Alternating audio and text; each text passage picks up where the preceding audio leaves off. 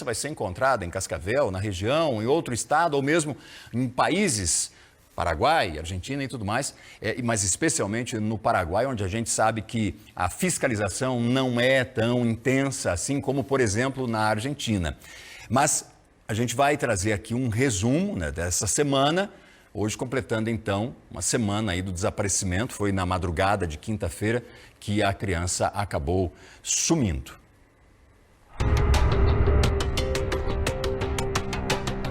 Ágata Sofia, de 3 anos de idade, morava com uma família acolhedora em um bairro da região oeste de Cascavel. A menina brincava em frente à casa onde morava, enquanto a mãe acolhedora guardava alguns produtos dentro do carro. Foi exatamente nesse momento em que um veículo acabou encostando e levando a garota. Eu abri o portão, falei, filho, a mãe vai descer o carro até a garagem para facilitar para a gente colocar as coisas no carro, né? Aí eu abri o portão, desci o carro na garagem, estava colocando as mercadorias no carro, com o porta-mala do carro aberto. Quando eu entrei para dentro para pegar o resto das sacolas, o meu filho ficou até o portão, pro lado de fora do trilho do portão, mas na calçada mesmo, com a Ágata, os dois ali. E nisso, rapidinho, chegou um carro, parou, a menina desceu e pulou, tipo, em cima da Ágata lá, e a levou. Horas depois do sumiço, o prefeito da cidade, Leonaldo Paranhos, determinou que o efetivo da Guarda Municipal se concentrasse nas buscas. Eu acabo de determinar ao secretário de Segurança do município, Pedro, para que concentre toda a nossa força da Guarda Municipal em busca do resgate, de encontrar a menina Ágata. A foto começou a rodar pelas redes sociais, muitos compartilhando a imagem da Ágata Sofia. A principal suspeita do crime, a mãe biológica da menina, Emily Santos Saraiva. Não é suposto, foi a mãe dela e foi o namorado dela que retirou ela daqui. O carro é do pai dele e foi encontrado no dia seguinte. No depoimento, o homem disse que o filho ficou com o veículo das 4 da tarde até as 8 horas da noite e disse não saber nada a respeito da situação. A Emily vivia em situação de rua quando engravidou e foi encaminhada para uma família acolhedora. Quando completou 18 anos de idade, ela poderia decidir permanecer no programa acompanhada da filha, mas decidiu sair. A justiça entendeu que ela não oferecia segurança e nem teria condições de assegurar o bem-estar da Ágata. E por isso, a criança permaneceu sendo acolhida. Cascavel é pioneira no programa Família Acolhedora, que teve início em 2006. Hoje são 150 famílias que atendem 209 crianças e adolescentes que estão em situação de vulnerabilidade. A ideia é garantir o direito dos menores e que possam retornar para a família de origem quando há segurança. Por isso, o vínculo não é interrompido. Durante o período que uma criança fica com uma família acolhedora, ela tem visitas com a família biológica aqui na sede do programa. Essas visitas ocorrem uma vez na semana e são supervisionadas por profissionais.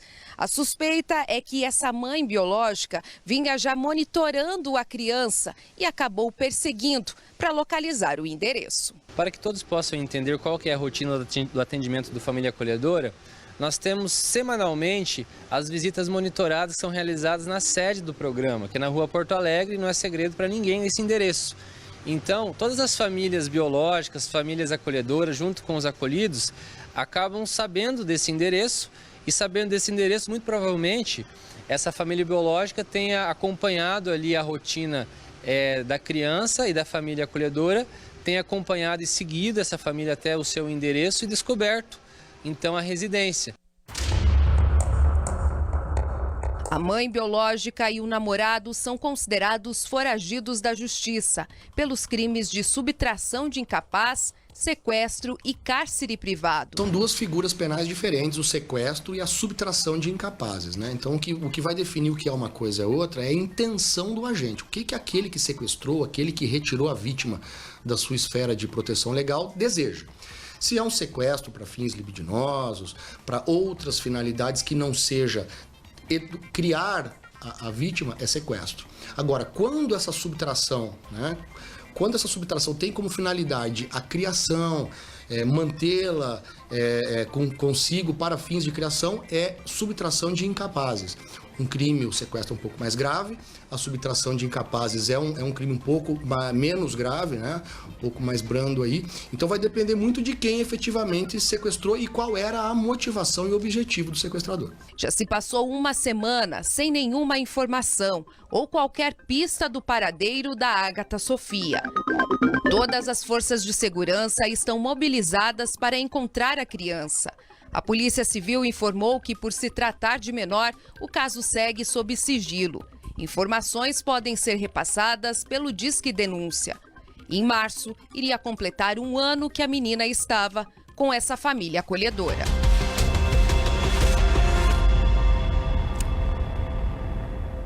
Bom, e há uma semana há um questionamento muito comum entre a sociedade de Cascavel e mesmo as pessoas que tiveram acesso a essa informação e que estão acompanhando o trabalho de investigação agora e aguardando uma notícia, uma resposta da polícia sobre o paradeiro da criança, que é como que a justiça determina, quais são os critérios adotados pela justiça para determinar se essa criança fica ou não com a sua família biológica. E nesse caso aqui, né, com a mãe biológica, uma jovem de 18 anos, da menina Ágata. E o promotor da Vara da Infância e Juventude, Luciano Machado, ele esteve ontem aqui na RIC, veio participar do programa Cidade Alerta com o Wagner e conversou com a nossa equipe sobre o trabalho dele na hora de decidir se a criança deve ou não permanecer com a família biológica. O Estatuto vai materializar isso. Aliás, o Estatuto traz uma informação importante, estabelecendo que é dever da família, da comunidade, da sociedade e daí do Estado em garantir a proteção integral da criança e do adolescente. Então, primeiro é dever da família. Depois, a família ampliada, pai, mãe, parentes, a comunidade mais próxima, envolvendo ambientes religiosos, vizinhança. Depois, a sociedade organizada com as instituições. E, por fim, é o Estado. E dentro do Estado, o agente que deve garantir essa proteção integral, dentro da rede de proteção que nós chamamos, é o Ministério Público. Então, essa é a minha função, processar pai, mãe ou ambos ou guardiães que não estão cumprindo o seu dever e pedir ao Estado juiz, então, que determine o afastamento dessas crianças do convívio para que os técnicos, a partir de planos individuais de atendimento, detectem qual que é o risco. Costuma-se dizer que são crianças em vulnerabilidade, então, na perspectiva psicológica, pode ser, mas não necessariamente perspectiva social. Nós não podemos, a lei diz que nós não podemos afastar criança e adolescente em situação de pobreza. Em situação de risco, então, através de violência, de abandono, de negligência com saúde, com escola, uma série de situações. E quando esgotados os meios de toda a rede de educação, assistência, saúde, para que a criança fique lá. E a partir do momento que a criança é afastada, inicia-se um trabalho para que a criança volte-se a trabalhar com a família. Então, só depois de esgotado todas as possibilidades, é que nós temos um outro processo que é para destituir, tirar o poder do pai e da mãe de cuidar. E daí, então, que nós temos a possibilidade de adoção. Então, se garante muita defesa dos pais, mas eles têm que cumprir o dever dele. Sempre em benefício da proteção integral da criança e do adolescente. Tá, e como você viu, essa entrevista foi ontem à noite aqui no Cidade Alerta. O Wagner também questionou o promotor sobre o processo para isso tudo que ele disse acontecer. Porque, pelo que nós entendemos aqui, a criança está embaixo de um guarda-chuva. Esse guarda-chuva ele tem que estar todo bem alinhado para garantir o básico, que é a segurança, a proteção, né? Para daí essa criança continuar, então, com a família biológica, nesse caso, porque essa é a discussão, volta ou não para a família biológica, o porquê que foi tirado do seio da família biológica. E mais, quanto tempo leva isso? Temos casos que chegam, através de um longo acompanhamento do CRAS, do CREAS, da escola, da saúde, do Conselho Tutelar. Então a gente chama isso de rede, que eles já fizeram praticamente o que eles entenderam necessário e não foi possível. Ainda assim, em juízo, nós vamos revisar essa possibilidade. Então há casos em que, às vezes em semana, tem casos de dias, às vezes demora mais, até por conta da garantia de defesa dos pais. Então, ou eles contratam um advogado privado, ou eles têm direito à defensoria jurídica gratuita, pela Defensoria Pública principalmente, mas ou por advocacia dativa, que o Estado paga o advogado. E, obviamente, isso gera recursos, isso gera revisões nos tribunais. Então, nós não temos como estabelecer um tempo, até porque muitas vezes nós precisamos que a família tenha esse tempo novamente de reflexão, de atendimento, por exemplo, na área da psicologia, da psiquiatria, do tratamento da drogadição, que são muito comuns nessa série de violações de direitos envolvendo crianças e adolescentes. Por isso que, ainda que numa família, por exemplo, a gente afaste 3 ou 4 filhos, cada um vai ter um plano individual. Então, às vezes, não é raro que retire-se uma criança ou adolescente que está com problema e não todos. Ou que um retorne, mas o outro não pode retornar. E muitas vezes os parentes, os avós, aqueles que convivem com a criança, pode cuidar de um, mas não pode cuidar de outro. Enfim, é uma série de situações que é impossível tratar com generalidade. Esse é dever da família, primeiro é do pai e da mãe. Depois a gente chama de ampliada. São os parentes com quem a criança tenha vínculo, não é qualquer parente. É parente que... Aliás, esses parentes não deveriam deixar que a criança entrasse em situação de risco. Deveriam se antecipar e, às vezes, contra os pais, pedir a guarda dessa criança. Mas, por algum motivo, isso não acontece. Dentro do plano individual de atendimento, é isso que é avaliado pelos técnicos, assistentes sociais, psicólogos, profissionais de saúde, enfim. Tem algum parente que, por alguma situação, não agiu antes, mas é possível agir agora. Por quê? A adoção, a família substituta adotiva é excepcional. Se analisarmos os números, eu vi o secretário de Assistência Social falando, não faz muito, nós fizemos aqui um evento sobre acolhimento familiar, Cascavel é referência nacional nesse tema.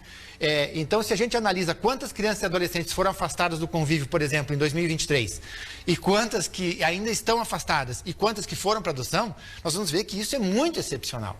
Agora, tem uma questão que chama atenção em Cascavel, o volume de acolhimentos num plano nacional. Por quê? Porque eu digo, a nossa rede, os nossos serviços atuam com um olhar muito dedicado, e tem que ser assim, para a proteção integral da criança e do adolescente, impedindo que ocorram ou que se propaguem violações. E isso é muito importante, porque assim a gente cumpre o que foi prometido. Tá aí. Essa entrevista, como eu disse, foi ontem aqui no Cidade Alerta com o Wagner, o promotor da Vara da Infância e Juventude, Luciano Machado. Esteve aqui na RIC para falar, né, sobre trazer detalhes de como a justiça encara e como a justiça se baseia, em que a justiça se baseia para tomar decisão